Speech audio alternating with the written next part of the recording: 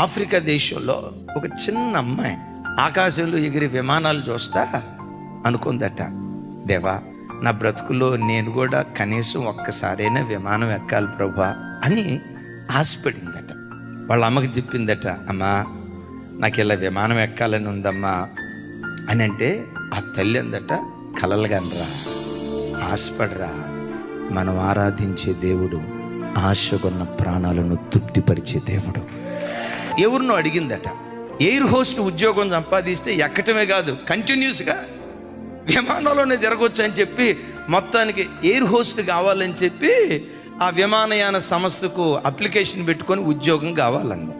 ఈ అమ్మాయిని చూసి, పొట్టిదాని అమ్మ, నీ పర్సనాలిటీ వాళ్ళకి ఎయిర్ హోస్ట్ ఉద్యోగం రాదు, ఆ ఎయిర్ హోస్ట్ ఉద్యోగం రావాలంటే మంచి హైట్ ఉండాలి, అందం ఉండాలి, నీకు రాదు అన్నారంట. సరే ఎయిర్ హోస్ట్ ఉద్యోగానికి నేను పనికి రాలేదు, కనీసం పైలట్ ఉద్యోగానికి